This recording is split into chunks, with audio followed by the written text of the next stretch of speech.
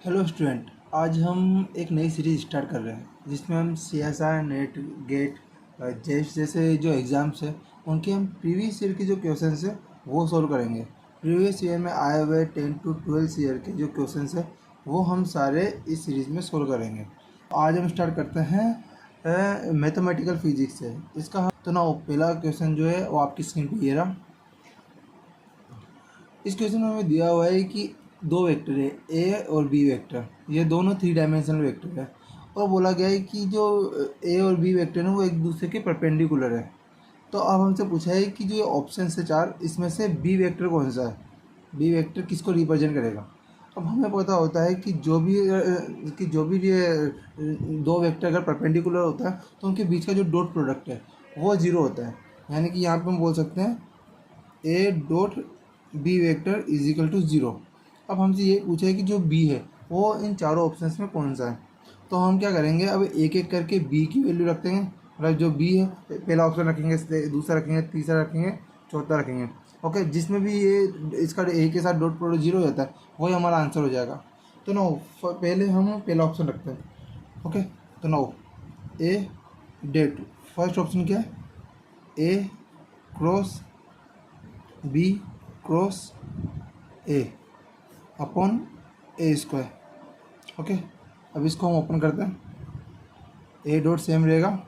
Okay, यहाँ पे B A dot A minus A bar A dot B अब upon A square. अब इस ए को अंदर मल्टीप्लाई कर देंगे तो हमारे पास आएगा ए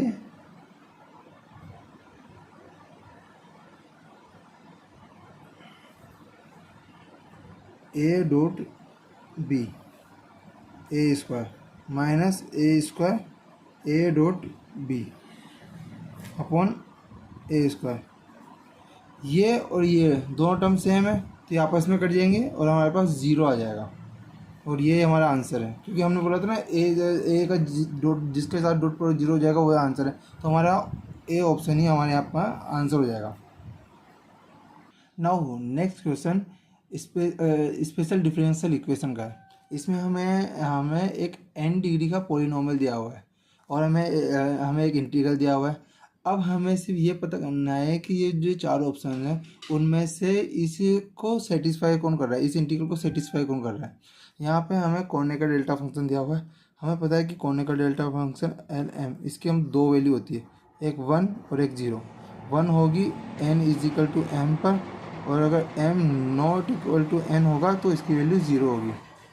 हाँ ओके, और हमें यहाँ पे जो इंटीग्रल दे रखा है वो दे रखा है 2 से 4 P N X P M X D X is equal to delta N M. Okay, अब यहाँ पे जो इंटीग्रल है 2 से 4 दे रखा है, अगर ये इंटीग्रल -1 से 1 होता तो इसको हम लेजेंडरी पॉलिनॉमियल बोल सकते थे और हम इसको उस तरह सॉल्व कर लेते। बट यहाँ पे जो लिमिट है वो 2 से 4 है तो ये लेजेंडरी पॉलिनॉमियल नहीं है। ओके, तो हम इसको ऑप्शन चेक से करेंगे। ओके, हमें जो ये ऑप्शन दे रखे हैं इनको इसमें पुट करेंगे, जो इसको इंटीग्रल को सेटिस्फाई कर देगा वही हमारा आंसर है। नो हम फ़ोन नंबर को चेक करते हैं पहले। ओके, फ़ोन नंबर में पी नोट एक्स की वैल्यू कितनी है, 1/√2 एंड P1 x की वैल्यू कितनी है, √3/2, 3 माइनस एक्स। ओके, पहले हम पी नोट रखते हैं दोनों में, पी एन में भी पी एम में भी। ओके, तो 0 to 4 1/√2 1/√2 dx is equal to 1/2 बार 2 से 4 dx is equal to 1/2 x 2 to 4। तो now 1/2 4 minus 2 is equal to अपने पास आ गया 1। ओके, तो ये कोने का डेल्टा फंक्शन को शो कर रहा है। नाउ सेकंड में हम दोनों जगह 2 4 1 रखेंगे, 1 P1 x dx। ओके, तो now 2 to 4 2 to 4 √3/2 3 - x √3/2 3 - x dx। Okay, 2 to 4 3/2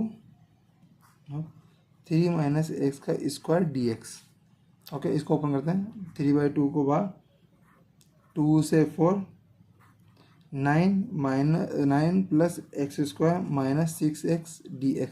इसका इंटीग्रल कर देंगे तो 3/2 9x लिमिट 2 से 4 प्लस x³ लिमिट 2 से 4 माइनस 6/2 x² 2 से 4 3/2 18 - 5 6 3 - 3/6। इसको हम सोल्व कर रहे हैं, इसके वैल्यू पुट कर रहे हैं इसमें। ओके, तो 3/2 इसको ऐड करेंगे तो 5 6 - 54/3 = 1 आ जाएगा। तो ये भी कॉनिकल डेल्टा फंक्शन को शो कर रहा है। ओके, तो इसमें हम 2 से 4 इंटीग्रल करेंगे। इसमें हम P0x और P1x को लेंगे साथ में।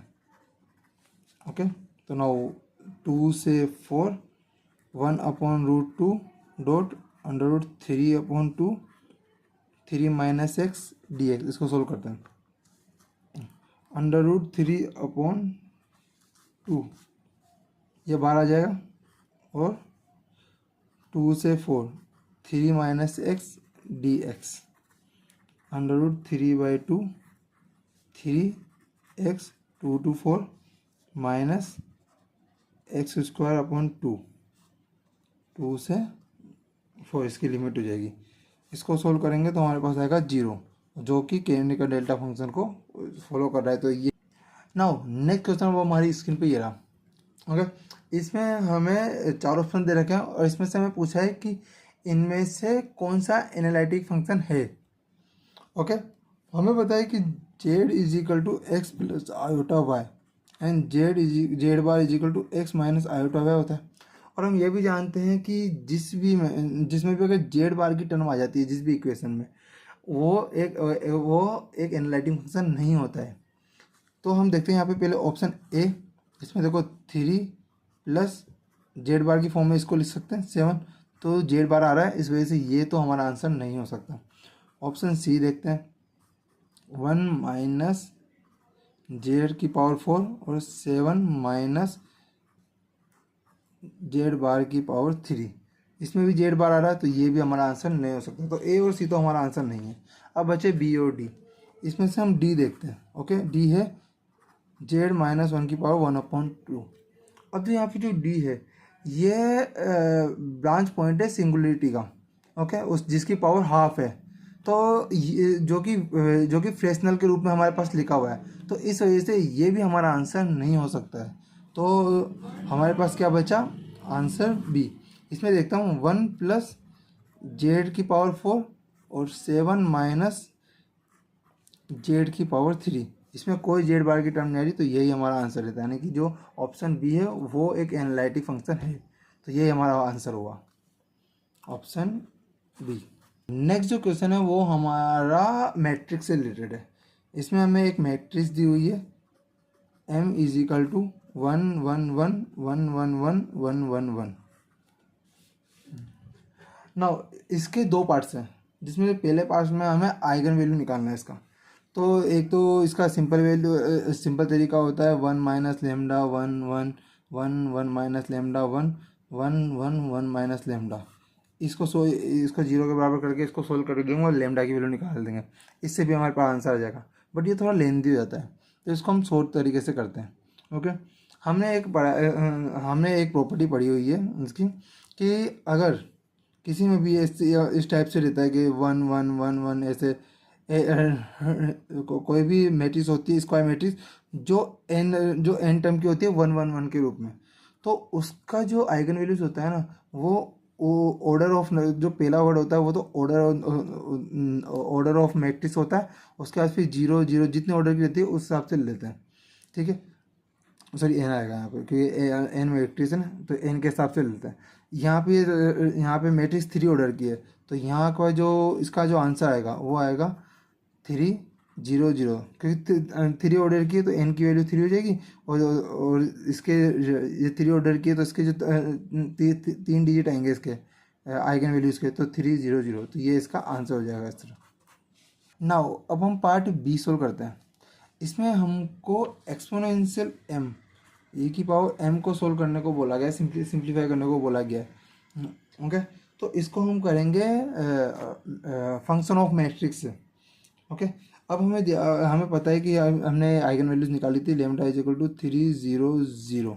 ओके, अब इसको हम एन पदों के लिए सोल्व कर लेते हैं पहले, फिर एन बराबर 3 रख लेंगे।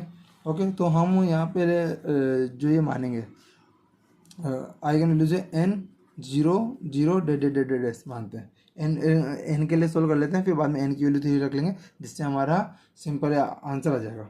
ओके, तो नाउ पहला जो इसका फंक्शन होगा F A is equal to alpha naught I plus alpha 1 A. Now E की power A is equal to E की पावर ए का फंक्शन क्या है हमारे पास, ई की पावर एम।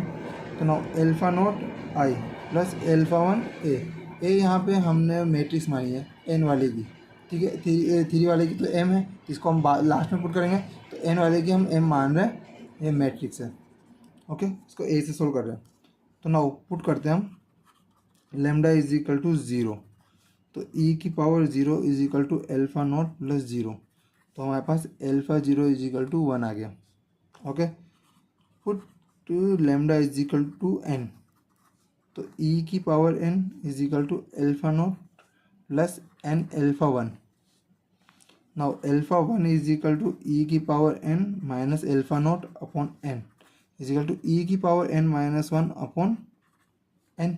ओके, तो ई की पावर ए, अगर अब हम इस वाले इक्वेशन में वैल्यू पुट कर देंगे एल्फा 1 और एल्फा नॉट की, तो हमारे पास आंसर आता है आई प्लस ई की power N minus 1 upon N, और ये ए।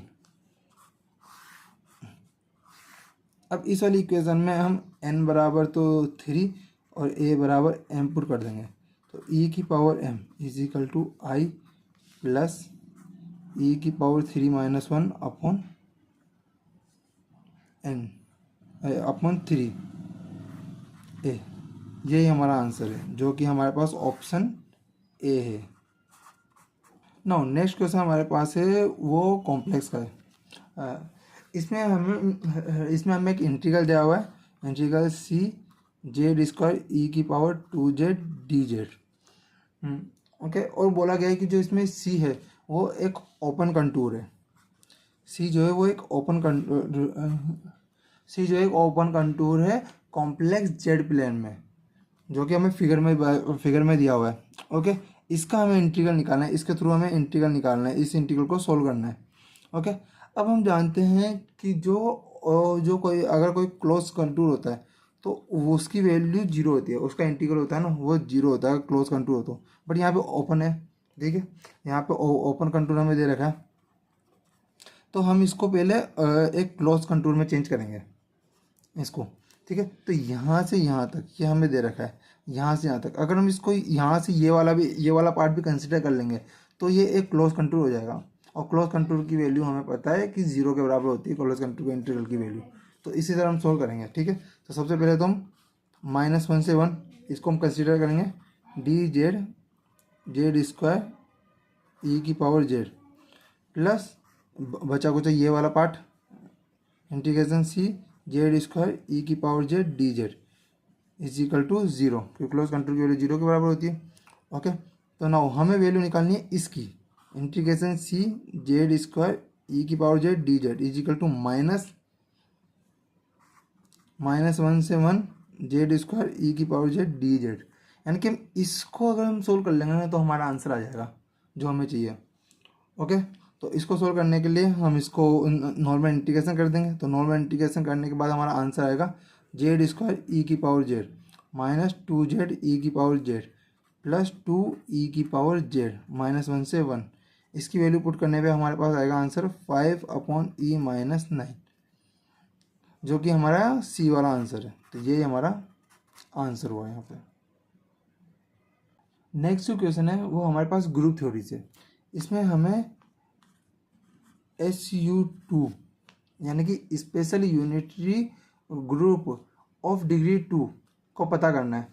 ये क्या होता है, ये एक ग्रुप होता है जिसमें एलिमेंट होते हैं अल्फा माइनस बीटा, बीटा बार और अल्फा बार, इस फॉर्म में होता है। ओके, जहाँ अल्फा और बीटा जो होता है वो एलिमेंट होता है सी का। ओके, और ये कंडीशन को फॉलो करता है, अल्फा बार का स्क्वायर प्लस बीटा बार का स्क्वायर इज इक्वल टू 1। तो हमें कुछ नहीं करना, अब हमें चारों ऑप्शन चेक करने हैं कि कौन इस जो कंडीशन है इसको फॉलो कर रहा है। जो इस कंडीशन को फॉलो कर रहा होगा वही इसका आंसर होगा। ओके, तो हम सबसे पहले बी वाला लेते हैं। बी वाला ऑप्शन में हमें दे रखा है alpha is equal to 1 plus iota upon √3, beta is equal to 1 upon √3, alpha bar is equal to 1 minus iota upon √3 और beta bar is equal to 1 upon √3। Okay, हम ये कंडीशन फॉलो करवाते हैं, alpha bar plus beta beta bar. Now alpha की value 1 plus iota upon √3, alpha bar 1 minus iota upon √3 plus 1 upon √3, 1 upon √3। Solve करेंगे तो इसका answer आएगा 2 upon √3 plus 1 upon 3 यानी कि 3 अपॉन 3 इज इक्वल टू 1। तो यही हमारा आंसर हुआ, ऑप्शन नंबर बी।